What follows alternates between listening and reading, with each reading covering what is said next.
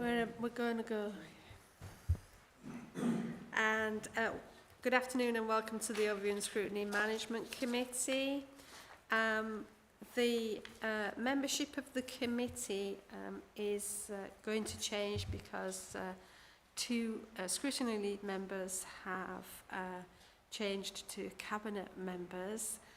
So the membership of the committee for today is myself, Councillor Armour and Councillor Cooper. So can you introduce yourselves please? Councillor Armour. Yes, Chair, Councillor Bill Armour. I'm the lead member of the Health and Adult Social Care Scrutiny Panel. Councillor Cooper. I'm Councillor Andrew Cooper. I'm the chair of the Children's Scrutiny Panel and a ward councillor for the Newsham area. Thank you. And it's myself, Councillor Liz Smage, as chair. Can we thank Councillors Hussain and Ramsey for their work as scrutiny lead members, please? We will have appointed two new scrutiny lead members at council, I believe, on the 13th of September.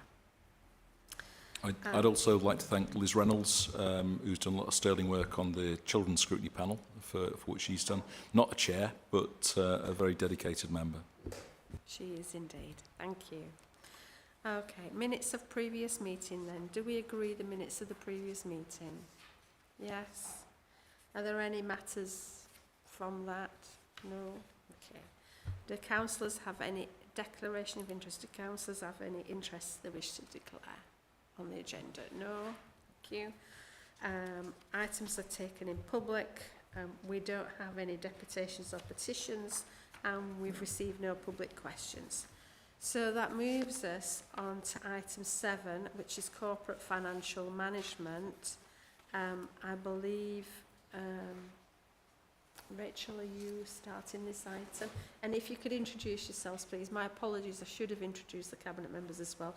We've got Councillor Turner here and Councillor Davis as well for this item. Okay, thank you. Thank you, Chair. This, as you pointed out, is the financial report monitoring for Q1. Rachel's going to go through some slides for you and update you on the body of the report. Obviously, I'm newly back in this role, so I haven't had a lot of input in this, to be honest with you. But I'm sure Rachel will talk you through some slides now. Thank you. Thank you, Councillor. Thank you, Chair. Just before I start, if it's okay, I'd like to introduce my colleague. This is Isabel Britton, who has come in to be our interim Section 151 officer with the departure of our previous one last week. So we're in a bit of an interim period as Isabel finds her feet. She officially starts next week, but she wanted to come here, obviously, to have this discussion because it's obviously a key item. So welcome, Isabel. Okay, I'll just share my screen and take you through a few slides.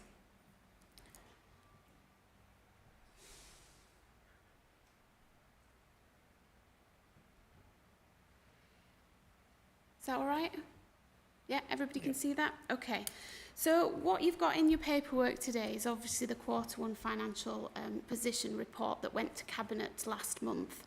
As you'll be aware, there is also a Cabinet meeting tomorrow in which the Cabinet will discuss the medium-term financial strategy, and then that will be recommended to go on to Council on the 13th, where there will be a more substantial discussion, as it is also, as well as an item, the key discussion item for that Council meeting. So an opportunity there for all elected members to contribute to that debate. So today I'm just going to give you some of those headlines from Q1 and a few of the actions that we've taken on the back of that. So first of all, in terms of headlines, the Q1 monitoring position showed a forecast overspend of just over 20 million. Now, when we were monitoring, as we do month, on month 2 it was 16, but clearly the position got worse in Q1. And what we would, if we were to fund this using our unallocated reserves, that would take it below the minimum working balance that is obviously something as a Section 151 officer they would set. So we've put a number of mitigations in place to manage this, which I will come on to. So this is the overview by directorate in terms of what the variances are across that. And if I'll move you on to the next slide, I can take you through some of the big areas of overspend. So What this chart does, it sort of breaks down in chunks what those service variances are, just so that you can get a flavour of what some of the challenges we're experiencing across the different directorates. So in the Children's and Families Directorates, you wouldn't be surprised to see that the numbers of looked after children and care leavers are creating a big deficit. The Children's Disability Service placements are equally overspending in terms of the numbers of children we're trying to find placements for.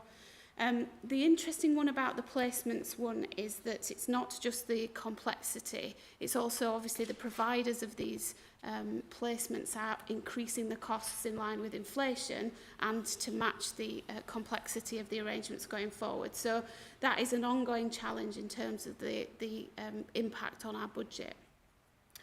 In adults, we've seen increased activity across the board in terms of both home care, support in the independent sector, self-directed support, which obviously is important in terms of keeping people out of residential care, but again, it all adds to the bottom line, and an increased volume in nursing placements. Now, clearly, we're working with the NHS to make sure that the funding is in the right place for those nursing versus residential homes, and I'm sure members of the Adults and Health panel will pick some of that up. In environmental and climate change, which obviously was a previous directorate but is being managed across the council as an interim position until we get a direction from the new chief executive and cabinet. We've got a school transport overspend, which obviously we've highlighted a number of times in terms of the difficulty in managing that particular agenda, and we've got some plans in place to reduce that overspend. We've got an additional cost around some of the ageing fleet that we've got in terms of transport, and clearly that's something that we need to look at and make sure that that can be addressed with our transport strategy. There's a shortfall in income through the food prices inflation and also catering income in itself, so that's putting challenges in that bit of the system, and equally for public halls and town halls, which we think perhaps is still linked with some of the people not recovering quite as much as they have done post-COVID, but equally in terms of cost of living crisis. In terms of growth and regeneration, we've got a reduction in the planning income, which is obviously causing some problems in terms of that overspend there. And clearly the maintenance of our buildings continues to increase because of the costs and the inflationary uplifts within the people providing the services to that. In the corporate centre, the biggest overspend is in the housing benefit subsidy loss. So we've got a programme of work trying to target that. Homelessness grant, again, in terms of reducing the numbers of people in B&B. And we've got, it's a slight error that I shouldn't say staffing overspend in IT, it's actually a contractual overspend, so it's inflationary uplifts to contracts for things like Microsoft Office and other products, which is becoming, because of all the cyber threats, it's becoming quite an issue. And then finally, just how much we're dealing with debt through the central budget. So that gives you sort of a kind of picture of where the key overspends are within the directorate, within the different directorates. So I've finished sharing my screen now, and I'll just talk through some of the mitigations. So in the Q1 report that went to Cabinet approved a set of recommendations, and what we've been doing since that report and obviously leading up to that is put those mitigations in place. So this is not limited to, but I'll go through a few. So non-essential spend, we've put restrictions on that. So that's very much about making sure that people understand that they can't book external venues, they can't have catering. So those more simplistic things, right through to actually having a conversation about whether it's a statutory function or not, and whether we need to go ahead with it or not. In the main, the non-essential spend stuff isn't going to be the big areas, though. It's actually the essential areas that are the ones that cost us the most. So what we've been trying to do is to make sure we've got the right level of sign-off for some of those. So essentially, if you uplift the level, the seniority of the person that are signing off some of these big expensive placements, what you're able to do is get a bit more of a strategic overview of understanding some of that risk, because there's risk and opportunity all the time with some of this, and it's making sure we've got the right control measures in place. We're also undertaking a capital review to make sure that the capital scheme is going to help us with those biggest areas of demand, but equally that it's affordable going forward. We've got, as you will have seen, a Recruitment freeze, again, I hate to use that terminology because in reality you very rarely freeze any recruitment because there are numbers of positions that are actually deemed essential that we need to obviously make sure we've got people coming in, particularly in things like social care. But what we've put in place is we've got a people panel process now which can refuse job vacancies if we know that we've got people who potentially could move from other areas of the council through deployment and come and work in those areas. So we're working with trade union colleagues on what we can do to make sure we minimise the risk of redundancy and we make sure we use people's best skills where they can in terms of the services that we know will need to continue. And then finally, we're looking at kind of procurement and more measures we can put in terms of the procurement processes that we go through, both from a value for money perspective, but also could we do this more collaboratively across the partnership? And, as I've said previously, working with our partners across the district is the only way we're going to be able to achieve some of those things. So I'm happy to pause there, Chair, unless you want me to go into anything. I was just going to give a brief overview of the MTFS, but clearly there's a lot coming up on that at Council. Yes, obviously we've got the Cabinet paper for tomorrow. Yes. And so it would be useful if you could just outline the MTFS for us, please, before we go into questions, because I think we may have some questions around that anyway. Yeah. Okay, so if you could just outline what that means, please. Yes. Thanks. So I'll probably do a bit of a double act with Isabel because she can help me with the number bit. But really what we're trying to do is, obviously the council plan was signed off in July and we've got 4 key areas to focus on. And what we've tried to set in the MTFS is the framework in which we will try and deliver against the savings that are required going forward. I mean, one of the things you'll have seen the news today about Birmingham City that's just been announced. So again, we know we're not alone in this position in terms of the challenges facing the sector, but nevertheless, what's important is that we're on the front foot and we're doing as much as we can. So that framework is obviously part of the debate at Council to be able to make sure that we've got an understanding of the areas we need to focus on. And what we've tried to do is align that to those council plan objectives. Isabel, do you want to just pick up some other key points for me? Only really that the sort of current view, and you've seen probably in the papers that you've got for Cabinet, is that the budget gap could be up to about 57, 58 million pounds by the end of 28-29. But we've got that immediate issue with 24-25. So it's really about making sure that we're actively trying to resolve that. And I think looking at this year and the activity that Rachel talked about for this year, stopping doing things that we don't need to do and maybe trying to reel in the spend is going to help us to get to that point of bridging that budget gap for the future years. It's all, obviously there's a lot of work going on behind the scenes to make sure that we're pulling together robust plans and robust proposals for how we might do that. So that's really for the future, making sure that we can get to a point of a balanced budget for February 2024. So I'll open it up for questions then. Councillor Cooper. So thanks for that, and thanks for going through the position we're at. A few thoughts. Some specific things which might have a sort of wider importance, hopefully.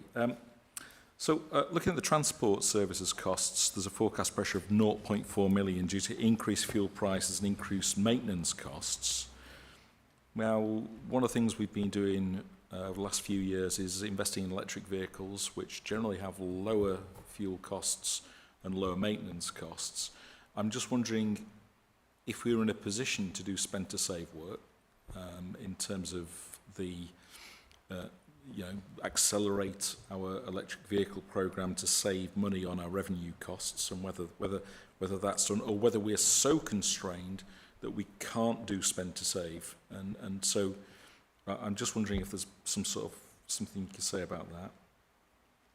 And then the further line down is about tree planting costs, which are as an overspend of 0.3 million on tree planting costs. Now, I do wonder whether partnerships with people like Woodland Trust, who give away trees to people, those sort of partnerships might actually be advantageous to us and them. And also there's the biodiversity net gain that could be funding which we could take, maybe get access to, enable us to actually make that a revenue generator as opposed to a revenue loss. So that I'm interested in that. Another thought was really about some of the placements, the high-cost children's disability placements. Now, I understand there will be, I guess, a tendency for us to try and reduce those costs and actually say to parents of children or indeed adults that they need less care than those parents may believe that they need. And I'm aware that those sort of things are going on. I'm also aware that some parents may well challenge that, and that they will even go as far as a judicial review to go through those sort of to address that. And that could be, I know that's happened in a number of cases in the past. So I'm wondering where happens that cost benefit work that goes on to actually work out, actually, you know, is this one we're going to lose? Is it one that we're actually going to end up with more costs dealing with? So that's some thought. Am I okay to keep? I was going to say, I mean, there's a few questions that I sent. Yeah, I've got one or two more. As well. So, can we have those answers and then we'll move on to some more questions? Thank you. Thank you, Councillor Cooper. Just in terms of your first question, in the council plan, one of the 4 priorities is around transforming services to be more effective and to be more of a modern organisation. So just to give you some reassurance, invest to save and creating a good business case for a transformative idea is definitely on the table, because clearly we can't make the changes that we want to make by just reducing. There would definitely be an element of transformation. So we can, any scheme that we look at would always be with a view of, do we need any initial investment if it's going to pay dividends in the long term? So. Can I come back with that? Yes. Sorry. Sorry. So is there a budget heading where you say, here's the capital to work on an invest to save basis? You've got that flexibility within your budgets to enable you to do that. I fully appreciate it's in the plan. I just want to know if there's, if you like, fuel in the tank to make it happen. So we've got, obviously we've got a corporate transformation team that we flex and use that resource, and that's both people and money in terms of being able to deliver that. But part of the strategy going forward is that we know we've got the problem with our reserves position. So what we want to try and do is if we can deliver early on some savings that, you know, are, for example, keeping vacancies open, etc. Do we free more money up to be able to do that invest to save? So is there a transformation fund? There is a transformation fund that we've got some criteria for how we use that and take that forward. Sorry, how much is in it? I don't know off the top of my head. I'm sorry. I am sort of not the numbers person, but we can come back on that. No. No. Can I just add one thing as well, Andrew? And you're right about spend to save. But Yeah, can you make sure you've got your microphone close, please, so people can hear? Thank you. We've got to, and one of the questions I'll be looking at in the future is, yes, it's fine if you borrow money, but you've got to offset the cost of borrowing as well. So what may look like a cost to save, we're going to save 0.4 million on fuel costs, actually might cost us 0.5 million in investment costs, you know, interest payments.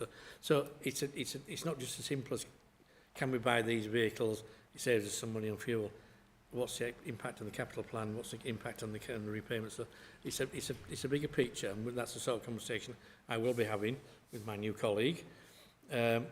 Yes, we can invest to save, but are we actually sort of missing the trick here that it's going to cost us more? It's a complicated issue. So I do get that. We will be having those conversations. Well, you made it sound fairly simple. Just buy some more electric vehicles and save 0.4 mil. It's not just as simple. And also some of this is around capacity as well, because the electric vehicle market is a bit stodgy at the moment, isn't it? Some of them are difficult to get hold of. Oh, it's fine.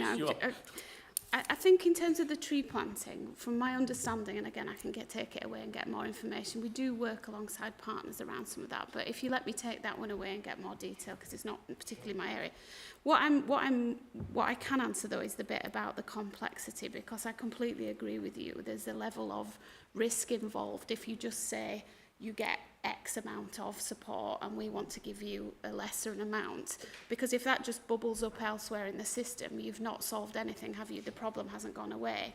What I know our colleagues in Children's Services and others approach is that how do you work within a framework that means it's not just one answer for every person, because each situation and each family are very unique. And actually, if you work on the basis of most families want to feel in control of the support that their child is getting, how do we put things in place that gives them an ability to choose between what will work for them and their family? And certainly that's what we're looking at around school transport, which is to make sure that actually we're saying, well, how would this work for you? How can we help you to do this in a way that manages it better? So, to reassure you, that's definitely about moving from a one-size-fits-all kind of policy approach to something that allows us to put the needs of that family first. Can I just ask a couple of questions, please, about your report? For clarity, really, please.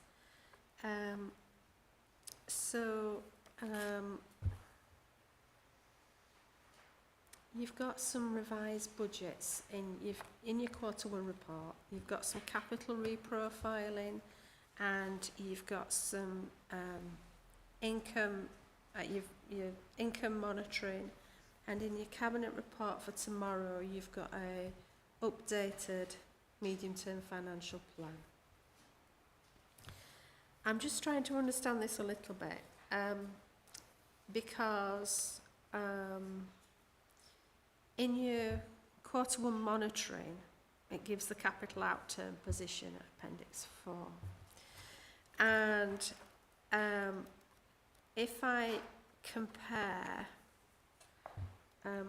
which basically says quarter 1 revised budget, which is basically what your reprofiled capital plan is on your cabinet report for tomorrow. Okay. So if I compare what went to February Council with what is going through Cabinet at this moment in time, okay, your reprofiled capital plan, you mentioned about the waste strategy has slipped and budgets will be reprofiled as your largest variance. But between February and now, the variance between clean and green is 5232. But sustainable economy there's a difference of 20814 on that. So your reprofiling for sustainable economy is down as 154548. And in the February budget, it was down as 175362.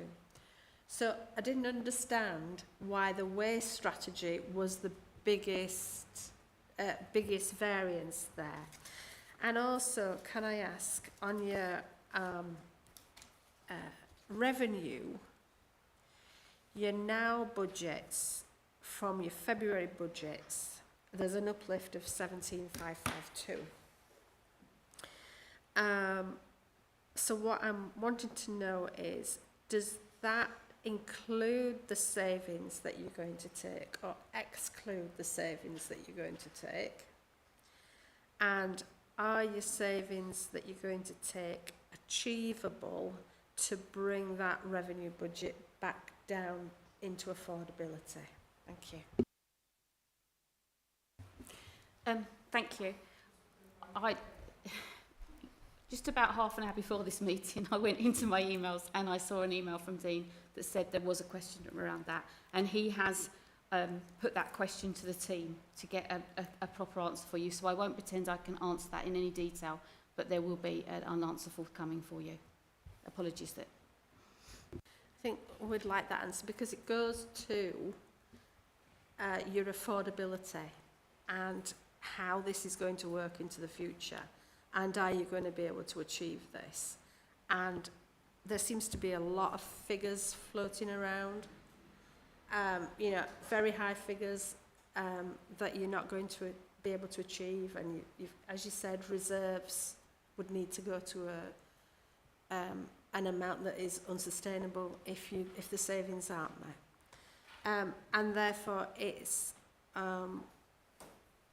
how is this working? How is this reprofiling happening? What are the details, for instance, behind your capital plan reprofiling? And are your savings that you're bringing forward from next year into this year, are they achievable as well as your savings that you're taking this year? And when will you know if those are achievable, please? When is the decision? Where are you with quarter two? I mean, this basically, do you think you'll be in a better position at the end of quarter two? And are you able to make your savings? And when do you say, we've got to a point where we can't do this? I think all of that, all of those questions fall on me in the next month or so to make sure that we've got that assurance that we can achieve those savings. And part of the sort of starting point for me will be doing that deep dive into actually where are those savings, what are they, what's the effect of those, is that a true saving, are these true figures, and really getting some robustness for me to make sure I've got a full understanding of those. And I noticed that we've got a one-to-one booked in for Friday, so hopefully I can get some more clarity then, and we can then pass it on to the rest of the committee if that's okay. Cooper, you had some more questions. Sorry I interrupted you. Sure, yeah, it's okay. So one or two more thoughts. There are opportunities, I think, to get more money into the council. If I mean, I'm aware that invoicing is something which takes time, and I'm aware that some that perhaps if overtime was available for invoicing, that might mean we might get more money more quickly. But if we've got an overtime freeze, that would stop more money coming more quickly. So I'm just wondering about the flexibility that we might need there. And similarly on recruitment, there's a whole thing about capacity, isn't there? About, you know, if we have the people in place to take advantage of opportunities, is that enables us to bring money in to draw to if government funding is available for things that we might judge that we might need. And there's a broader question, which is we, as a council, we, unlike many councils, we're very good at assessing risk, and we systematically look for risk as part of the risk register. I'm just wondering how we systematically judge whether opportunities are worth taking. So funding opportunities that may or may not would be worth us taking. Partnerships with organisations which may benefit us to enable us to achieve our objectives that we can either take or not take. Working with the voluntary and community sector to help us deliver our objectives, doing things and accessing funding that we can't access because of the nature of those organisations and things like lottery funding, things like that. So the question really is, where is the place where we systematically look for opportunity in the council? Where is that place as to equal what we do with risk? So just going back to the beginning question you had about invoicing, I'm not aware of that, and it'd be helpful if there was some more detail around that, but I can definitely look at that. The vacancies and managing those vacancies, I think really that's what the people panel's doing. The people panel is ensuring that if we don't fill a vacancy, it's not something that will either generate income or is a resource that is actually needed fundamentally for the organisation. I mean, just as an example, my team, I was asked to fill a vacancy for a reconciliations person, and my pushback was, well, can somebody else do those reconciliations? Have we got the capacity elsewhere to do those reconciliations? Not those reconciliations won't be done, but is there capacity for somebody else to do them, and somebody else can maybe not do something else? I haven't had an answer about that, but it's just a, you know, it's just a sort of that's the kind of challenging questions that we're using to make sure that we're not, you know, that we're trying to use the resources we've got in the best way possible. And then the last thing about the sort of the payback and the risk, really that has to come through a process of, you know, finance have to be involved in that process. That payback has to be an appropriate level of payback. There needs to be evidence around that payback. And it is, sometimes it's very difficult to really measure what that payback might be and what the implications of that can be, because obviously you've got the payback versus the risk. So I would probably answer that in that it needs that robust due diligence approach where you're talking to our peers, we're talking to, you know, if someone's got an idea, it almost goes through the process, and it would go through the normal process internally and then maybe externally. Does this stack up, or does it seem to be too good to be true, or the risk is just too high for us? And I think that we just have to stick within our own governance rules in order to achieve that. I mean, the question was really about, I mean, I understand everything you've said, but the question is, where is the place where we systematically look for opportunities, and where is the place that we carry those things out, and how visible is it really, if it does happen? And how can there be wider input into, maybe from even councillors, who knows, into opportunities that we may or may not take, as a balance to the risk-based approach that we have with the risk register. Make a couple of points, and Rachel wants to say something. So you talked about volunteers and working with the voluntary section. I think we do a really good job working with volunteers in Kirklees. Better than a lot of other organisations across the country. So I think that is already there. We have, as you would probably expect me to say, one of the biggest groups of volunteers is working in our libraries, and it's been very successful since we changed the model. So we work really well with the volunteers. It'd be nice to say we could work with more volunteers, but as you're probably aware, there's a national shortage of volunteers across all sectors at the moment, for any number of reasons, but there's just a shortage of volunteers. But I do think we work really well with volunteers, support them, and do an awful lot of really good stuff through volunteers. And they do access money that we can't access. Some of those organisations are also attached to parish and town councils. So I think we do a really good job of that. You're talking about looking at in effect, applying for grants, etc., and how we attract money in. And it is always that balanced view is, and we had this conversation some time ago, within my part of the world, is the way we get funded a lot of the time by the government is nonsensical, because they say, here's a pot of money, bid for it. So up and down the country, councils spend, and it's only marginal time, because it's opposite time, so it's not actually hard cash, it's opposite doing that job instead of something else. They spend a significant amount of time that you can't really quantify, if we're honest, putting a bid in, and probably 3/4, and even 90% of the people are not going to get that money.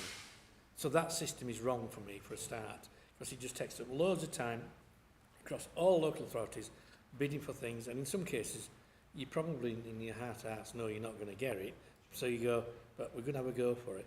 So the conversations I've had, so we're going to be a bit, certainly my part of the world is, we're a bit more nuanced now. If we think we've no chance of getting it, or it's not going to deliver as a real outcome, we may not waste that time bidding. We would concentrate our efforts on putting a better bid on something where we've got a better chance or delivers a better outcome. Yeah, and that's a balanced judgment sometimes. I don't disagree with any of that. And can I just make a comment here that as part of the work programme, we're going to have procurement come in to scrutiny, and we'll be looking as part of that as external funding, and how the organisation is looking at how to be ready to take any advantages of any external funding that's available. You just add that some of these have incredible timescales, and it makes you wonder which civil servant thinks in which world you can prepare a bid and get it in the time frames available, and then spend it within the time frames available. So some of them are really challenging. So you do spend a lot of time putting something together very quickly that may not be the best because you haven't got the time. And then if you get the money, it's virtually impossible to spend it because the time frames are not there, because procurement, tendering takes time. So I think there's a whole host of having a look at this. And I'm glad to hear procurement's going to have a look at that. Anyway, sorry, Rachel. Yeah, it's okay. It was just to really reiterate the point that Councillor's made, which is we've got an external funding officer who works across the council, sits in the corporate centre and horizon scans for opportunities in relation to funding, and obviously works with the services. And what they try and do is put, as Councillor Turner said, some of that, is this worth the effort for the return element to that? I think we can go further in terms of some of that, but certainly it's an area that we're looking at, and I'd be keen to hear Scrutiny's thoughts when we move into that discussion.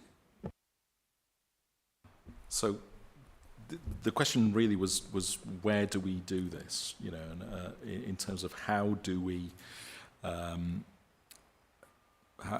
show, in the same way that we assess risk, that we're looking at opportunities. And I'm pleased to hear about the external funding officer, but it's the visibility, if you like, of that work and understanding it which is important. And it's also about, I think, partnerships. It is about the voluntary sector, all those things, and bringing them all that together so we can see. And I completely get exactly what you said about opportunities, about some are worth taking and some are not. But the visibility of that to the wider council, I don't see. And you know, in a time when we're trying to raise funding and I think it would be helpful if it was more visible. I think it would help the council in terms of its approach. Okay, Councillor Armour. Yes, thank you, Chair. I'd like to just focus in a little bit here. I want to look at your forecasting record, and I appreciate forecasting is very, very difficult. It's not a science or an exact science by any means. But it's a fact, I'm not seeking to apportion any blame or anything, but it's a fact that in the past 12 to 18 months, we've missed a lot of targets to save money, to reduce spending. Simply a fact. What I'm wondering is just how robust are the forecasting procedures, and in particular I want to look at the social care spend, which is significantly over budget, and I want to look at the issues of demographics, because we've known for an awfully long time now that we have an ageing population. Alongside that, people are living longer, but they're not necessarily living in perfect health, shall we say. So demand is bound to increase. I'm not sure how much allowance has been made for this demographic factor. And another demographic factor is we are seeing an increase in the number of children with SEN statements, whatever the correct terminology is now, which will feed through, of course, to adults with various levels of impairment or disability. And I would like to be reassured that the forecasting structures are very robust and are taking these demographic factors into account. Thank you. So what I've seen to date is a very robust finance team that understands their numbers.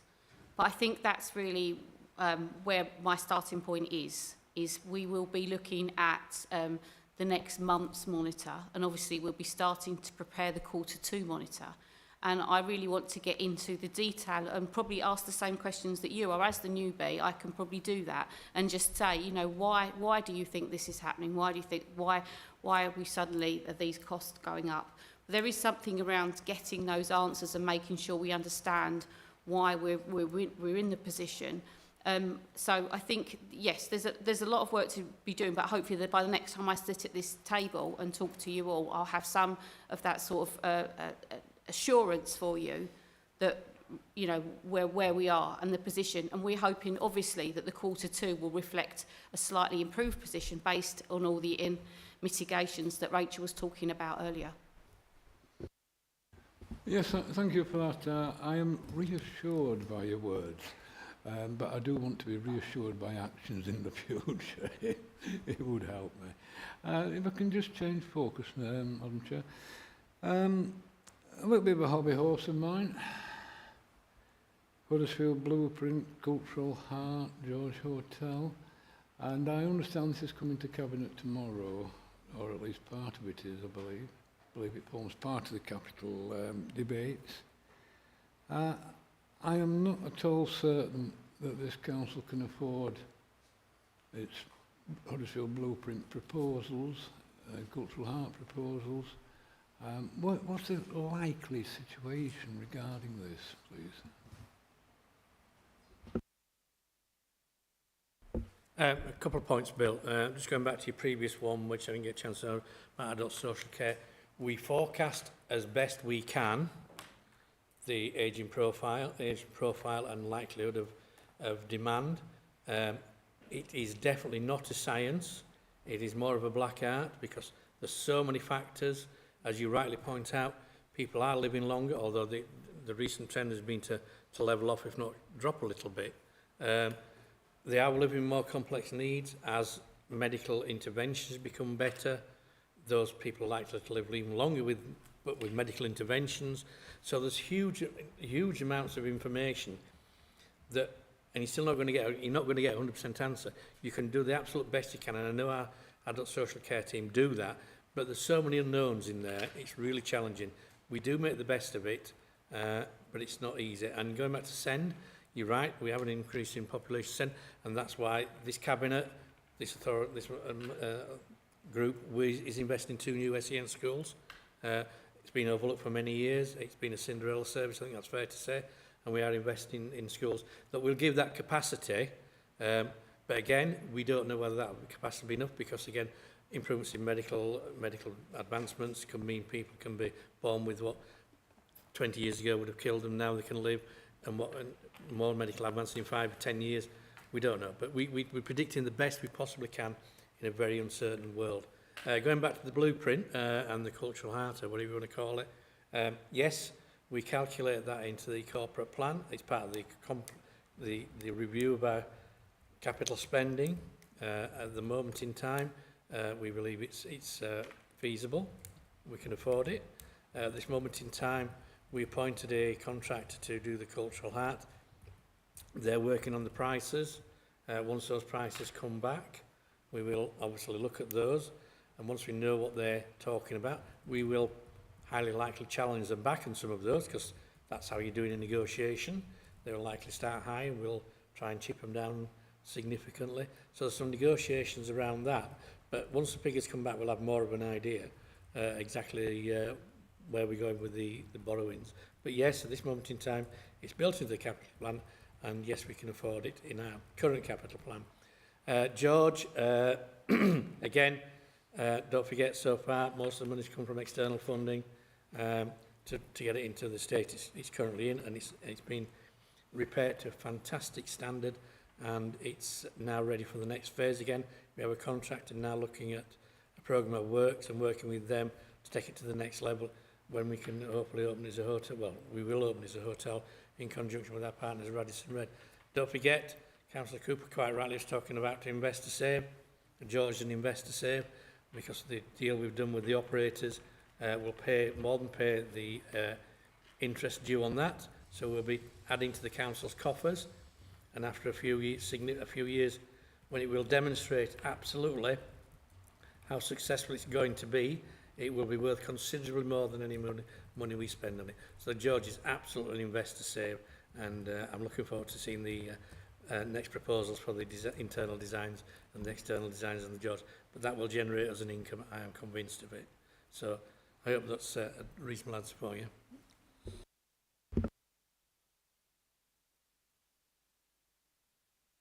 Councillor Armour, you're not. Sorry. Thank you. I admire your levels of confidence, Councillor, and I do hope that they are borne out by the future. I'm afraid I don't share those levels, but thank you for your explanation. I'm a glass half full person. I don't think if we constantly talk the town down, talk the council down, that has a negative impact. I was born in I've lived in the HD, I wasn't born in Huddersfield, I was born in Wakefield, but I've had a HD postcode all my life. I choose to live here, I choose to live because I like living here, all my family live here, and as I've said many, many times, will continue to do so. Huddersfield and its surrounding area is a fantastic place, it has fantastic opportunities, and it's a great place to raise a family and live your life. And I will do everything I can to continue to make Huddersfield and Kirklees the absolute best it can be. And yes, if I am positive, it's because I believe what we're doing is right. And hopefully in 10, 15 years' time, people will go, well, they got it right. If we didn't, we'll I'll hold my hands up. But I think we're generally on the right track. Renewing New Street, investing in our capital there to create more footfall, to support the business there. I think Huddersfield's got a great future, especially once we get TPU finished. I know that's a long-term project, but there is an end in sight to that at some point. We have a fantastic opportunity for Huddersfield to be something, and Kirklees to be something really special in West Yorkshire. Thank you. Yes, just very briefly, Chair. Yes, I'm not talking Huddersfield down. I'm just questioning the level of ambitions put forward by some people. That's all. Just make that clear. Okay, so, I mean, one of the more detailed questions I would have, but this would be for another scrutiny, I think, would be certainly how you increase your parking in Huddersfield and what the costs are if your plans for your blueprint are elongated. You've got a piece of land there that's not being used at this moment in time. Like Leeds, for instance, generate income from pieces of land that they have by putting car parks on them. And you've got quite a hole in your parking income. Do you know what I mean? So I think there's more wider questions as well around that. Can I ask about your children and families budgets, please? Because your children and families, your reprofiled revenue budget is down for children and families from what it was in February.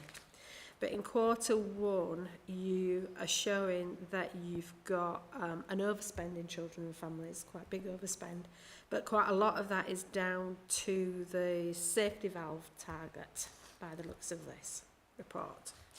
And you also say on this Q1 monetary report that your 10.750 million is earmarked as a demand reserve, which was required from 25-26 onwards to support the safety valve programme agreement, which has been temporarily transferred to unallocated reserves. And then you've got your auditors in corporate governance and audit mentioning that the council do need to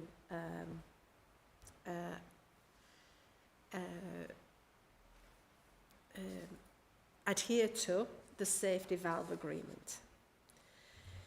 So you've got a movement of funding to unallocated reserves. You've got overspending children and families due to particular high needs. And then you've got a reduced overall income budget for 23-24. So how is that working all together? And will you be able to make that safety valve agreement within this movement of funds that you've carried out? Thank you, Councillor Smage. So just to give some reassurance, we've worked with the DFE very, very closely around the safety valve agreement, and anything that we've done that obviously is reported in here, they are supportive of our approach with this. Councillor Turner mentioned the two special schools, and we've obviously looking at opening some children's homes as well. We know that that will have a significant impact on that budget in terms of being able to provide local placements for those children. So we are reassured, and so are the DFE, that the action plans we have in place around this will be able to deliver against the agreement, and equally the auditors are comfortable in that space. What I would just say, though, is that that's what we can't ever predict is the levels of demand, and clearly if we start to get potentially other people coming into the district, if they have special educational needs, that will create an additional pressure. But you know, there is a very robust transformation programme around SEND, which looks at all of these factors and keeps us on track. Thank you.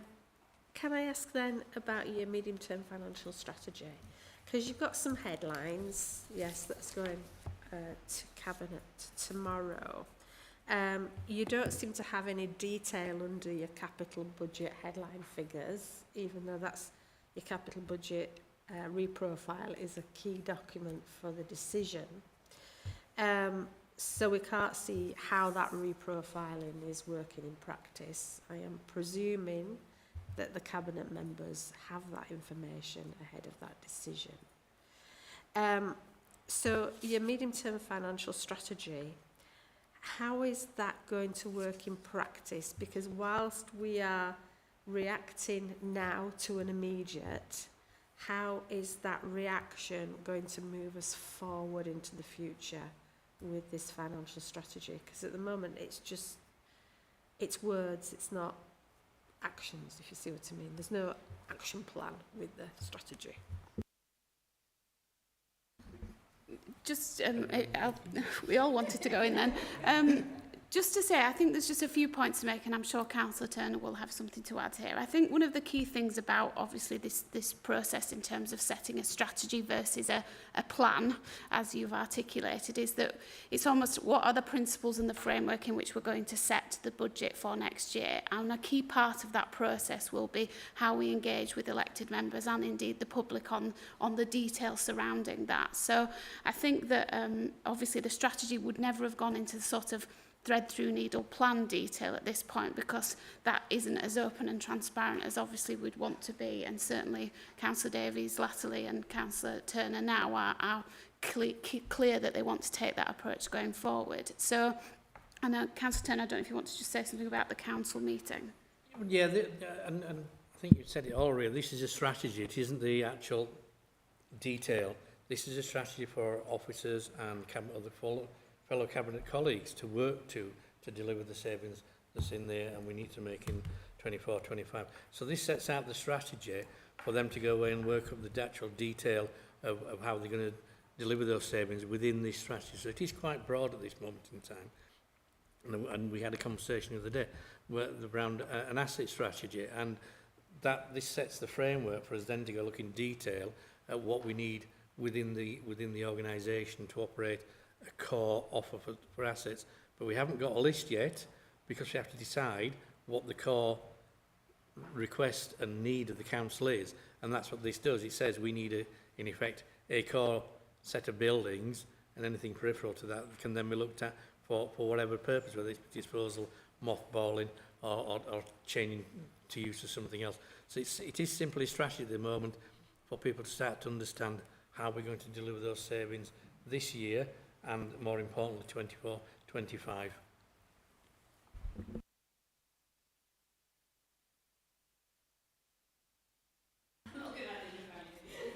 Okay, thank you. I think I mentioned procurement, asset strategy, and IT also on the work plan as well. Okay, for scrutiny. Right, so your organisational service redesign and efficiency then. So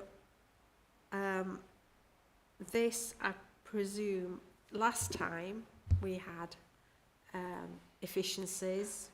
We seem to have quite a bit of organisational memory that was lost, and we have a few areas where we have challenges as a result of previous efficiencies. So how are you going to ensure that your organisational service redesign and efficiency is fit for moving the council forward? Yeah, I mean, quite right in terms of some of that. And unfortunately, you risk quite a lot, don't you, when there are negative headlines about an organisation. It's not just about kind of residents' perception, it's also about potential staff perception. And you do find that in periods of change, different people manage it in different ways in terms of kind of what they choose to do.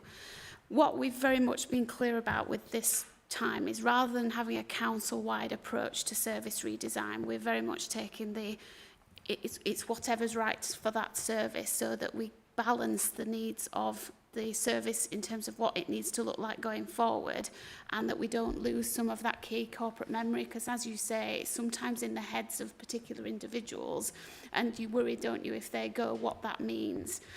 So part of this is about that, but it's also about focusing on things like getting graduates in, getting university placements in. We're doing that particularly in IT and in welfare and exchequer and finance, where we can actually help to grow the next generation of staff who can be into those roles. So putting those entry-level roles in those areas where we know we're going to have challenges in recruitment. And equally, what we'll do is we'll have that framework for service change, but it will differ depending on the service, so that we can actually help to look at opportunities across the organisation, so that if we've got a member of staff who might potentially be affected by a service change, can we support them to do, I don't know, some extra training or development that means they might be fit for a role somewhere else in the organisation, but that keeps them in the Kirklees Council family. Are there any other questions that we've got? No. Can I ask then, in relation to savings and reserves, I realise, and quarter two, I realise you said that this would be next few weeks, couple of months, that you would know the position better. I think what we'd like to understand is if that the savings that can be taken, are they achievable, and what the quarter two position is as soon as it is possible to know that, please, because I think this has got to have very close monitoring in this year, in order to, we can't get to the end of the year and be in the same position that we are now. So I think we'd like to understand the implications of all of that moving forward as well. Okay, is that, yeah? And when you've reprofiled your capital plan in more detail, I think we'd like to see that as well. Okay. All right. Thank you very much for that. We'll just pause the meeting for 2 minutes while we swap places, because we need to move into the corporate performance now. So we just pause for a minute, please. Thank you.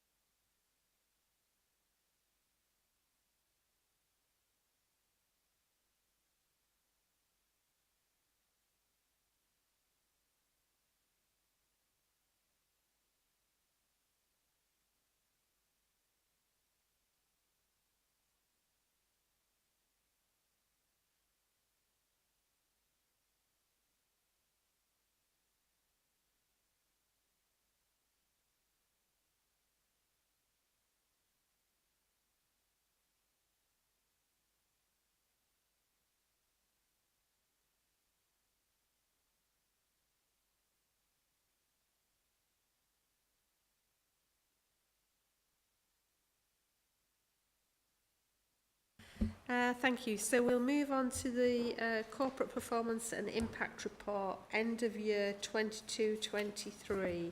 Councillor Davis, are you starting this item off, or are the officers? So if you could introduce yourselves, please, when you start. Thank you. Yeah, sure. Good afternoon. I'm Andy Simcox. I'm the Service Director for Strategy and Innovation. Good afternoon. I'm Mike Henry, Head of Data and Insight. Councillor Paul Davis, Cabinet Member for Corporate. If it's okay, Chair, I was going to give an introduction to the background. So, obviously today you've got the end of year performance and impact report for the year 2022-23. A little bit of background on our current approach to performance and impact reporting at the Council. So the approach that we have in place was agreed with the administration a few years ago now. At that time, what we were looking to do was move away from something that a number of you who've been here for a number of years will remember were very, very lengthy, detailed performance reports, heavy on the text, kind of traditional means of presenting performance information on output measures primarily. And our view was that that gave a limited understanding of any difference that was actually made as well. So what we sought to do was move towards something that was more concerned with impact and achievement of the shared outcomes, which have been in place for a few years as well now. Better visual presentation and part of our data and insight strategy that has been developing for a few years as well. Since the publication of the Council Plan in October 2021, we've also sought to report on the outcomes and key measures and the delivery of the priorities in that plan. So you've seen more of that. Clearly, detailed operational performance management continues within individual services and in business critical indicators as they're presented into the executive team for the running of the operation. In terms of current challenges, clearly there are obviously the well-known significant financial challenges, and that obviously puts pressure on service delivery across the organisation whilst trying to deliver on the continuing ambition for Kirklees. And what we recognise is that as we progress our data and insight strategy, we need to reflect performance grip, particularly when it comes to the finances. And that's one of the reasons why what we've also provided for you in the background is a collection of demand and capacity indicators, which we'll come to later this afternoon. We know that we need to make some adjustments to our performance approach, and that is what we'll be working on. So we're providing the demand and capacity indicators. We're working on measurement for the council plan itself, particularly during the development of our new council plan, which is due, well, the next one is due in January 2024 as a part of an annual business planning cycle. And that will include consideration of performance indicators, and we envisage include a revision to what you would recognise as being quarterly performance reporting rather than a twice-year report, which is what this constitutes one of. So today, it's the end of year report. It reflects the year end as at the end of March 23. Because things are fast moving, obviously, and you've just had an item where you've been discussing a number of things that have in many respects superseded the content of what's in this report because of the passage of time, then clearly we recognise that, and you have multiple meetings and briefings on those. This report is provided because it went to Cabinet on the 15th of August, and so therefore it's in the public domain. We bring it as an opportunity for scrutiny panel chairs to identify items that you want to pursue in greater detail within your individual panels, because we recognise that the officers who lead those parts of the organisation that are responsible for that performance are best placed to be able to cover a number of those questions.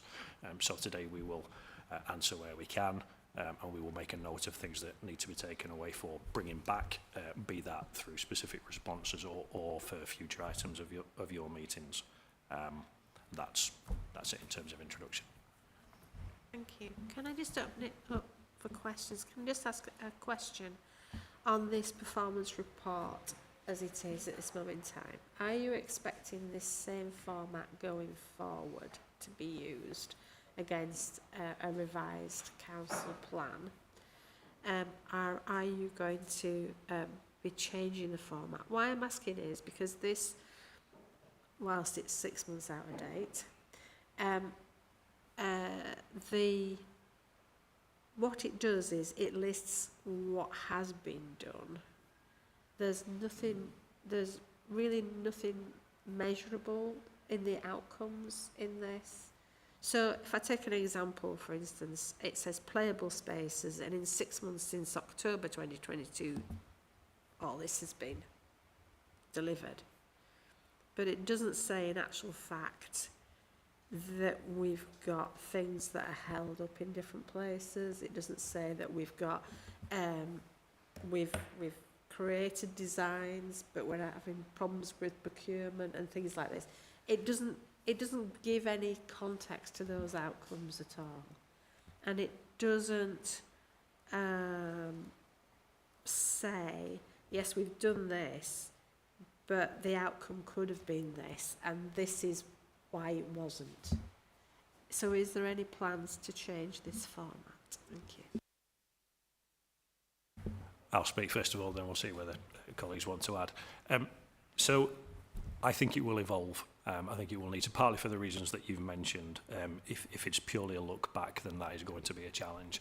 I think it will move to have much more in terms of tangible indicators, which in some respects could feel like a step backwards for where we were maybe 13 years ago under previous sorts of performance reporting regimes. But we need to tie things that are measurable to those outcomes as well in greater clarity. And I think if it is coming more frequently in the way that we've described, then you will get more into what does that look like over the next few months, rather than a retrospective several months after the end of the reporting period.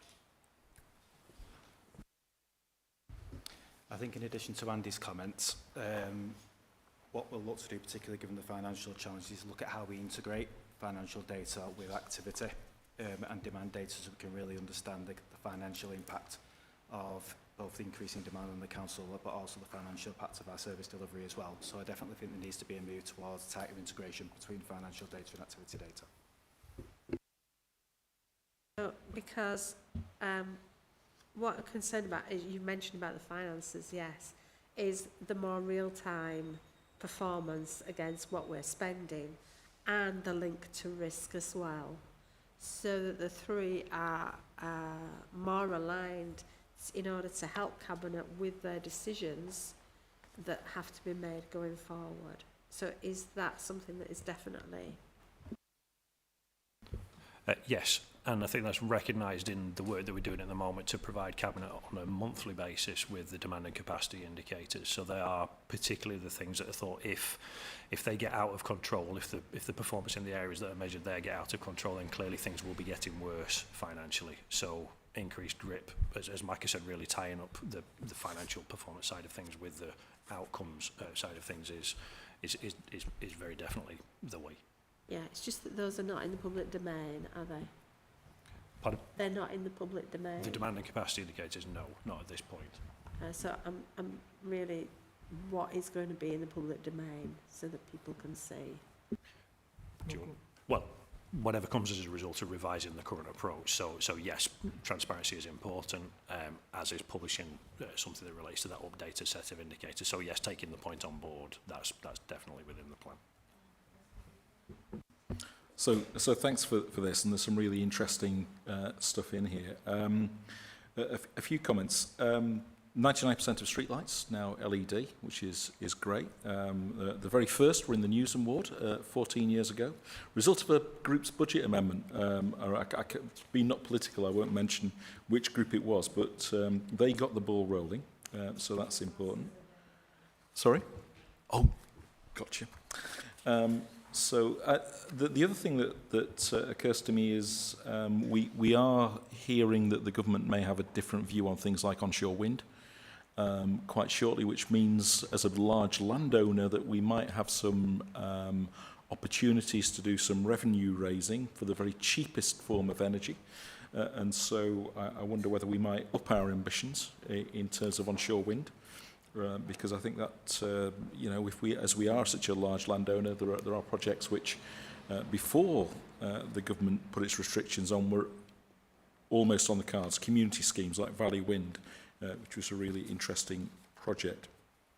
Another thing to notice, I think, is the democracy-friendly schools stuff, and there's some really good work here that's gone on. And there's a particular ward I'm aware of which has had the most past democracy-friendly awards. I'm not going to mention which ward it is, but anyway, there we go. Other things, the Shape by People stuff, all the stuff about the place standard engagement, establishment of ward partnerships, all that sort of work. I guess with the financial crisis that the council is in, all budgets are under pressure, but the budgets which are most useful at a local level are things like the place standard funding, are things like ward budgets, and I'd be interested in some commentary on that and about some thoughts on how we are going to be able to keep people engaged and keep councillors involved in changes if those things are under pressure. So I'd be interested in some commentary about that, because currently going through a place standard thing at the moment, we've just completed it in Newsham, so and obviously there are other areas as well that have got issues there. Other thoughts, the care market, and one of the things that we were told a number of years ago is that the council plays a vital role in a mixed economy in the care market, and being involved in the care market means that there's it raises the standard in the private sector by and also of course council wages are often better than in the private market, which is an issue. So I'm be interested in some commentary about the role of the council as a care provider, and if that's changing, how you see that, and is that going? What's the future going to look like as far as the council and care is concerned? And I think those are my main points.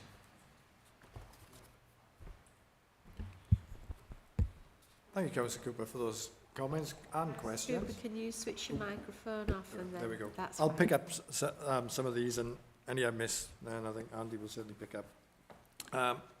You're right about place and investment in our communities. Totally agree with you.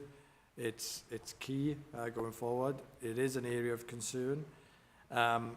Certainly, if we look at the sort of work that we're doing within communities, a lot of the time it is around early intervention. It's that early investment to build on to help us prevent a whole range of things, whether it's health issues, whether it's behavioural issues, whether it's even to the point of criminality in that regard, that early intervention. Unfortunately, it is the case that that is likely to be an area that's going to be under pressure in the forthcoming budgets in the future, simply because of the pressures around our financial envelope of financial situation. And in particular, we talked earlier on and talked about 24-25. That is currently being reviewed at the moment. So certainly, and communities still fit within my portfolio. Certainly, there's no firm decisions yet around that, but it is absolutely an area of concern. My view as a portfolio holder and certainly as the cabinet as a whole is that we want to do everything we can to maintain that investment going forward. But, and I'll say it the second time, unfortunately, the balance of looking at that compared to other support, whether that's children's services and other statutory services, it is an increasing challenge. So, areas such as Community Plus and other fantastic areas doing great work, I can't at this, 100% guarantee there won't be changes in that, because everything is having to be reviewed. And we know from previous experience, and and you would have gone through this before my time on the council, unfortunately during austerity years, there was a significant impact in the early intervention areas. We've learned lessons from that. So there is a different attitude and different view, and it isn't simply a case now of large chunks of support being taken out. It's a view about how we can provide that support in different ways, in more creative ways, through partnerships, as you referred to earlier on, and working with the third sector. But I would absolutely say it's an area that worries me, and I think worries us as a cabinet as to how we can provide that support going forward. One of the things I've discussed, and I was at a meeting today of Tackling Poverty Partnership and discussed with partners there, and they expressed the same view, that they recognise a move much more towards resilience and self-reliance within communities and within community groups, and that funding to be used almost as foundational or seeding funding. And I think certainly that's again an area we continue to look at. And I hate to use the word dependence, but some people say that. So a move from more dependence upon ongoing funding to setting stuff up within the community that has a sustainability. And I'll use the example I've used a number of times. The bread and butter thing is a good example of that, which we fund for the first 12 months and then has a business model that's sustainable. So that's what we want to, certainly that's the approach we want to take going forward. In terms of the care market, I'm not expert enough in terms of detail, but certainly again, it's an area that's being looked at. Richard Parry, the strategic director, is going through an extensive review at the moment with support from external advisors who are looking at how we can create efficiencies, but at the same time ensure that that support is there. Our role, whether our role changes, I think at this stage is a bit early to say. That the result of that work will give us recommendations. I certainly, again, I would say it's an area that concerns us greatly because, frankly, with the financial challenges that we face, not just us but other councils, this is an area where there could be increased pressures, or there will be increased pressures going forward. So, I don't know, Andy, if you want to pick up. Just to add, I mean, apart from the areas on street lights and LEDs and democracy-friendly schools, which you mentioned, I was just going to comment on the other 2 points and to emphasise Councillor Davis's point. I think the point around the care providers and the care market, you would expect will come through one of the panels, and we'll certainly note that and take that back to Richard Parry. And similarly, onshore wind and opportunities within there, you know, we will take that away for make sure that it comes back through that panel. Can I might have missed it, but mentioning about place standard, there are a lot of areas that have been going through place standard and have put action plans in place, and some that have actually got commitments to do some work around that. So when will the Cabinet be putting forward its strategy for moving those forward? Thanks. That will and is part of the review in terms of our financial strategy and obviously the financial the MTFP going forward. I couldn't give you an exact date in the Cabinet, but clearly we have to make decisions on these key areas in sufficient time before the budget in February. And I think it was emphasised earlier on, not just because of that, but the sooner we make decisions around any fundamental budget decisions and look to incorporate savings in this financial year, the better for 24-25. So I couldn't give you a date at this point. We could certainly come back to you with a date, but you know, we have to make sure that we do that within the coming months. We have got obviously the MTFS is scheduled already, and that will be followed up then with the plan. Are there any more questions on the performance? I do have a question actually, and it's a more general question though, Councillor Davis, that goes to performance but also goes to finance in a way.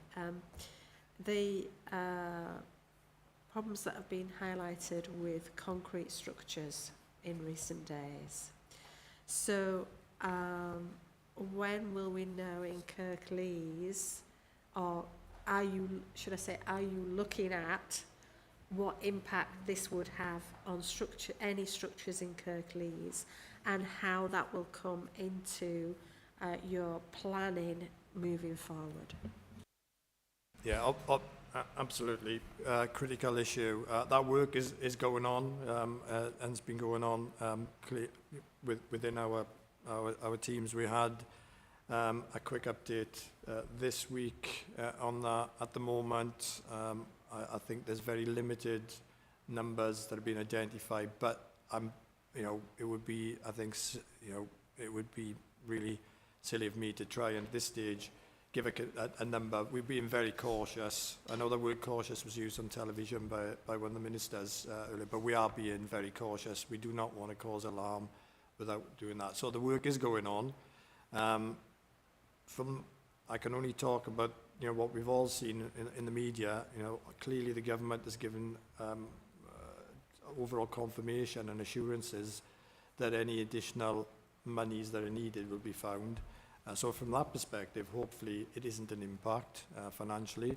I think the key impact is obviously on our children. So at the moment, that doesn't appear to be a significant issue for us. But I would urge, you know, I'm urging a little bit of caution to make sure that we finalise that. But that work is going on, rest assured. The Chief Exec is very much on that as well. And the senior team are reviewing that. I don't know if Andy, if you're aware of anything on that at all. No, I'm not. Sorry. That's okay. It's just that obviously we've a lot of work on buildings anyway, generally in Kirklees, and I just wondered if that was being part of the discussions. It certainly is, and I think from, you know, the initial feedback we've had, the asset team, led by, you know, David Martin, has already got in place a very rigorous review process and maintenance process. So this isn't, as you've heard on the media, it isn't something which is a surprise or shock in some respects. So that work has been, you know, made even more rigorous, if you like, at the point. But we will certainly, as soon as we've got information on that, clearly we'll then make sure that's communicated both to members and obviously publicly, so that there's an understanding of what's going on. Okay, thank you. Councillor Cooper. Yeah, just a quick one. Looking over the road, making our roads safer and progressing safety schemes 21-22.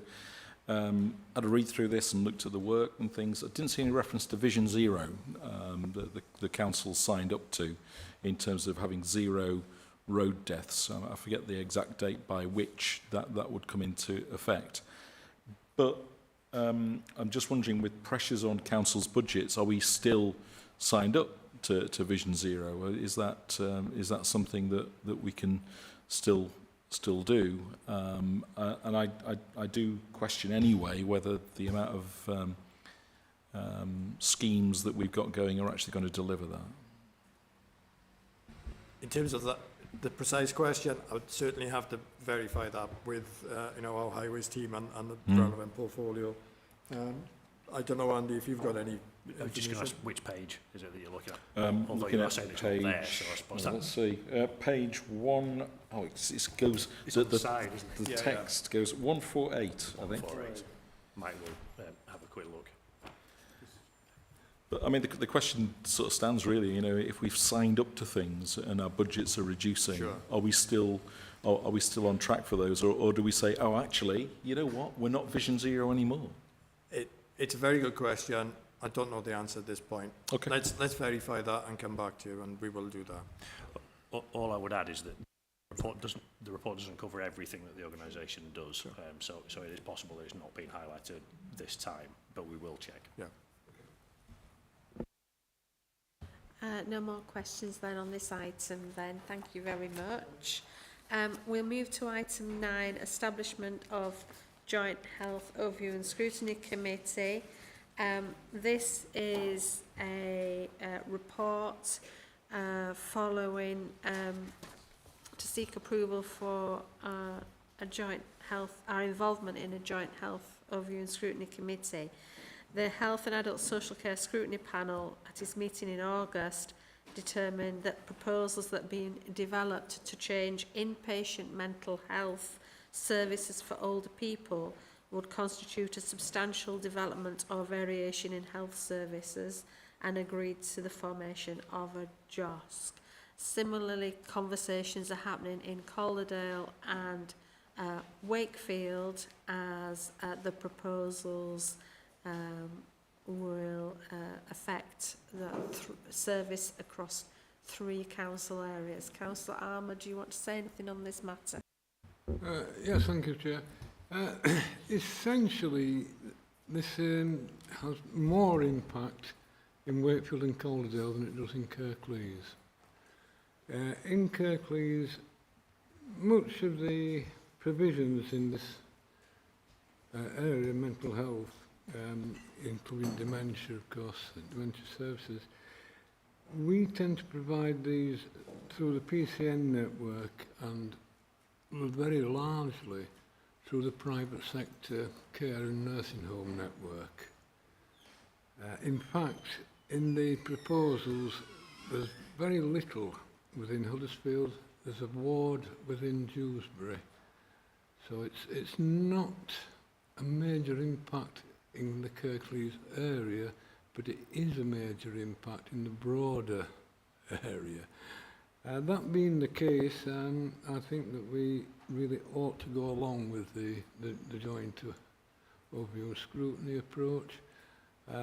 Following Wakefield, and I believe Calderdale are close to agreeing that and expected to agree that. So I think it's important that we remain in step with colleagues. Thank you. Thank you. So yes, so Calderdale has agreed to establish a JOSC with Kirklees and Wakefield. I think at the time of writing the report, Wakefield were to discuss the proposal. So the proposal is, it certainly means that the scrutiny only happens in one place as well, so and has that overarching view, doesn't it, between the three authorities. So the proposal for the management committee is that we determine the approach to be taken for the formation of a JOSC. Now, we can do it one of two ways. So we can establish to reflect political balance, or we can, as we normally do with joint health scrutiny committees, we can have that they provided on all political groups are provided with the opportunity to nominate a representative. So that would be on a 1-1-1-1 basis. And that would be with, obviously, Calderdale at this moment in time and Wakefield, should they decide to be part of the JOSC.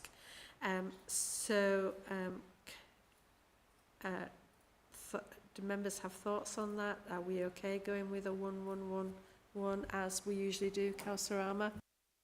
Yes, thank you, Chair. Yes, I think we should follow the procedures that we've adopted in the past, and 1-1-1-1. That's my vote. I would recommend it. So we... Yeah, yes, it does put more onus on smaller groups, but we'll step up to the plate. Thank you. Okay, so that matter is agreed. The draft terms of reference are there for us to see, but I think the terms of reference are for agreement by the JOSC. Okay. All right then, so we'll move then on to lead members' updates, and it's the Children's and Adult and Health Scrutiny panel lead member updates. So Councillor Cooper, please. Thank you. So the thing which is of sort of greatest concern, I guess, or at least is upmost in the panel's minds, is the ILAC's inspection by Ofsted, and so that we are expecting very shortly. I know there's been a lot of preparation for this, and the officers at all levels involved in the Children's Service have been briefed on that and what will be involved, and because the important thing in that area is to demonstrate that good practice and monitoring is going on, to show that we know what's going on. So if somebody lifts up the engine and looks inside, that everything is working, and that we know intimately what's going on in those services, because ultimately that's about child protection and ensuring that we know what's going on. So that's important. One of the things we have got lined up is visits to children's homes and also to certain schools to look at best practice in those areas. These visits are supportive visits to understand what's going on and to understand what practices are going on, and to understand that. So that's really important to us. Also like to mention that we have unfortunately lost a really good member in Liz Reynolds, who's been a dedicated member of the panel for some time, and her elevation to cabinet is their gain and our loss. But the transfer window is still open, so we've had some nominations which are going forward, so illustrious nominations going forward. We've got Councillor Lawson from the Liberal Democrats, who is going to be joining us, and Councillor Pandor actually is also going to be Labour's proposal for this important committee, so very pleased about that. I've got a meeting lined up with Tom Brailsford, Head of Children's, so that's going to be next Friday, when we're going to sit down and go through some of the main areas and issues coming up, some of which I've mentioned here today. One of the things I've got a particular interest in, we've had a very low number of referrals from Kirklees Homes and Neighbourhood for children, in terms of referrals, and I want to get behind that and understand that, and so that's one of the things that I'm keen to get a better understanding of. Really to see if the training's going on, to look at safeguarding issues, to understand if that training's going on, and if working practices are such that officers who go into homes are really aware of potential risks that may be there. So interesting, exciting time coming up on the panel. We'll see what happens. Okay, thank you very much for that. Councillor Armour then, adults and health. Yes, thank you, Chair. Excuse me. First of all, it will come as no surprise to anyone that the current economic problems besetting the council and the broader inflationary pressures affecting both public and private sector partner agencies are a source of great concern for me. They cannot be ignored when considering present and probable future performances within the health and adult social care sector. And of course, they will similarly impinge upon the work of the other scrutiny panels. We're all working under the same pressures. Alongside and partly connected to the economic picture are concerns about the recruitment and retention of staff throughout the sector. That being said, I'm clear that my panel must continue to examine the provisions made or planned by Kirklees Council and partner agencies in the light of what outcomes we can best secure for the residents of Kirklees. On the 7th of June, the panel held an informal workshop to discuss the planned work programme for 2023-24. Representatives from local health and adult social care system agencies were invited to attend and asked to comment on proposed issues and to put forward any new issues that they felt should be considered. During the period, I have had briefings with a number of key contacts from across the local health and adult social care system, particularly including Mr. Richard Parry, who's Strategic Director at Kirklees for Adults and Health, and lead executive officers from the partner agencies.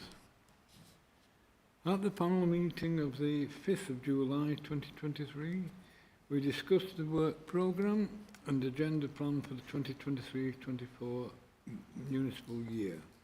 Included input from Mr. Parry and the Head of Public Health for Kirklees, Emily Parry-Harris, and Stacey Appleyard, Director of Health Watch Kirklees, Karen Jackson, Chief Executive of Vocala, Catherine Wormstone, Associate Director of Strategy at the Calderdale and Huddersfield Trust, NHS Trust, and Darryl Thompson, Chief Nurse, Director of Quality and Professions. There was broad agreement in the proposed items identified at the workshop, and the approach to the themes throughout the programme were deemed appropriate. So we ratified the work programme. On the 15th of August, we had a panel meeting, and amongst the items, the Old People's Inpatient Mental Health Services Transformation Programme was discussed. That, of course, has just been dealt with by this committee, led to a proposal for a JOSC. We looked at the resources of the Kirklees Health and Adult Social Care economy. Representatives from organisations across the area were in attendance to present an update on their financial position and to provide an overview of the local financial landscape in relation to the West Yorkshire Integrated Care Board and place-based partnerships. The discussions included the financial pressures on local authority commissioned services, the challenges of workforce retention, recruitment and succession planning, and the work being done locally to employ people. And the only extra comment I'll make there is that those pressures have not decreased since that meeting. We considered capacity and demand in the health and adult social care system within Kirklees, and representatives from the core physical providers attended the meeting to provide details of the work was being done to manage demand and catch up with delayed planned surgery. The detailed discussion focused on a number of issues that included individual organisation insight, which identified the services experiencing the most pressures and the approach to dealing with the demand and backlog, market sufficiency in adult social care, the approach to waiting list management and clinical prioritisation, diagnostic waiting times and access to general practice. Amongst those, the market in adult social care is something which does concern me, because although we don't directly scrutinise the private providers, the smaller nursing homes and care homes, Kirklees does have a responsibility should problems arise in that sector. I am assured that there is sufficient capacity at this date. Outcomes are old people's inpatient mental health. We've agreed a JOSC at this committee. The panel resource and capacity demand. The panel acknowledged that despite the pressures the local health and adult social care system, it was a credit to the organisations and the workforce that patients reported being treated well. I will say that yes, the providers are doing a sterling job, although I do question the ability to meet all of their aspirations through no fault of their own, but we have to see how the circumstances play out. We don't have any ongoing monitoring work in this panel. And looking ahead, the areas we'll be looking at: joined up care in Kirklees neighbourhoods, managing capacity and demand, maternity services in Kirklees, and joined up hospital services in Kirklees. The maternity services are a concern, or shall I rephrase that and say the lack of maternity services are a concern. With the exception of home births, it is now impossible for a child to be born within Kirklees. That's generally, it is a matter for great concern. It does concern us. We have heard aspirations from the Calderdale and Huddersfield Trust to reopen services at Huddersfield. It's an indeterminate time, but in the first half of next year. We are hoping to hear from the Mid Yorkshire Trust. They haven't as yet given us any dates. And I'm sorry to be playing the stuck record, but we will be coming back to look at the financial situation. So that's a difficulty. Thank you, Chair. Thank you. Thank you for those reports.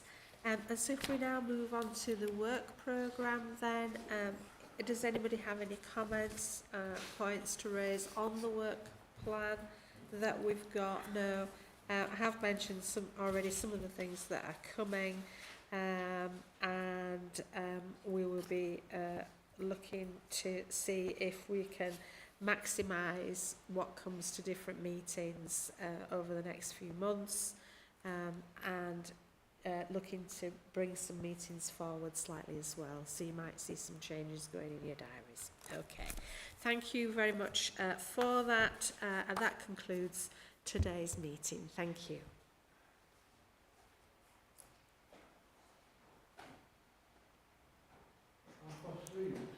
Yeah, just... Are we off? Right, thank you, thanks. Right, okay, so we've got councillors coming to join us for